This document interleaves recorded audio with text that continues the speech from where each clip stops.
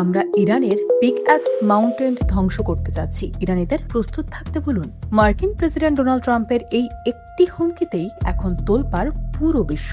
কিন্তু কি আছে ইরানের এই রহস্যময় পাহাড়ে? কেনই বা পারমাণবিক শক্তিধর একটি দেশের এই দুর্ভেদ্য পাহাড়কে মাটির সাথে মিশিয়ে দিতে চান ট্রাম্প?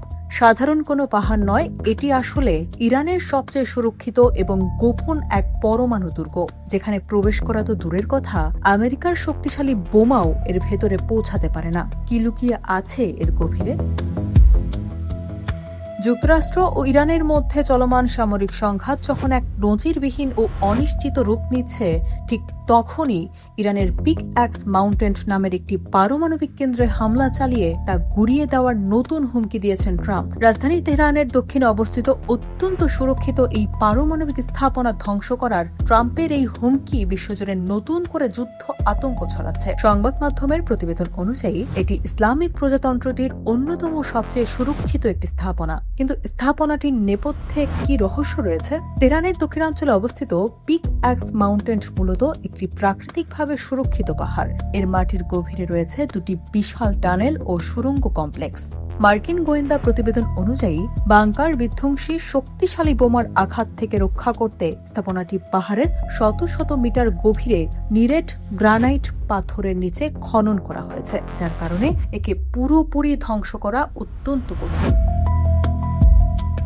আমেরিকার গোয়েন্দা সংস্থাগুলোর ধারণা, তেহরান এখানে একটি অঘোষিত ও গোপন ইউরেনিয়াম সমৃদ্ধকরণ কেন্দ্র গড়ে তোলার চেষ্টা করছে, যা তাদের পারমাণবিক কর্মসূচির জন্য একটি কৌশলগত নিরাপত্তার ঢাল হিসেবে কাজ করবে। তবে 2020 সালে এই প্রকল্পের কাজ শুরু হওয়ার পর থেকেই ইরান দাবি করে আসছে যে স্থাপনাটি শুধুমাত্র উন্নত সেন্ট্রিফিউজ তৈরি ও তা জোড়া লাগানোর কাজে ব্যবহারের জন্য নির্মাণ করা হচ্ছে। সম্প্রতি দ্য হিউজ শোতে দেওয়া এক সাক্ষাৎকারে ট্রাম্প সরাসরি বলেন, ওভাল অফিসে বসে আমরা পিকঅ্যাক্স মাউন্টেনের উপর কড়া নজর রাখছি। খুব শীঘ্রই আমরা পিকঅ্যাক্সে একটা বড় আঘাত হানতে পারি। এই সামরিক উত্তেজনা ও হুমকির মধ্যে ইতোমধ্যেই ইরানে মার্কিন হামলা শুরু হয়ে গেছে। মার্কিন সেন্ট্রাল কমান্ড বা সেন্টকম জানিয়েছে, ইরানের সামরিক সক্ষমতা গুড়িয়ে দিতে তারা টানা তৃতীয়বারের মতো সামরিক অভিযান চালিয়েছে। 5 ঘণ্টা ব্যাপী নিখুঁতভাবে লক্ষ্যভেদী গোলা বারুদ ব্যবহার করে ইরানের উপকূলীয় প্রতিরক্ষা ব্যবস্থা,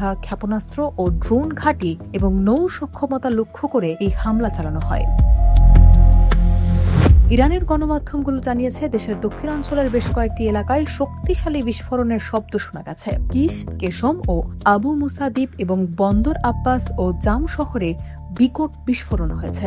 উমিদিয়ে শহরে মার্কিন হামলায় 4 জন আহত হয়েছেন এবং কিস দ্বীপের বন্দরে হামলার পর 3টি নৌকায় আগুন ধরে যায়। তেহরান এই হামলার জন্য সরাসরি ওয়াশিংটনকে দায়ী করে বলেছে, এর ফলে বৈশ্বিক জ্বালানি তেল সরবরাহ ব্যবস্থা ঝুঁকির মুখে পড়েছে। তাহলে কোন দিকে যাচ্ছে এই সংঘাত? এত বড় সামরিক হামলার পরও ট্রাম্প কিন্তু আলোচনার পথ খোলা রেখেছেন।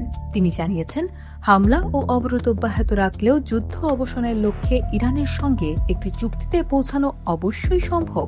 এখন দেখার বিষয়, ইরান ট্রাম্পের এই চুক্তি মেনে নেয় নাকি মধ্যপ্রাচ্য এক ভয়াবহ যুদ্ধের দিকে এগিয়ে যায়। আপনার কি মনে হয়? কমেন্ট করে জানান।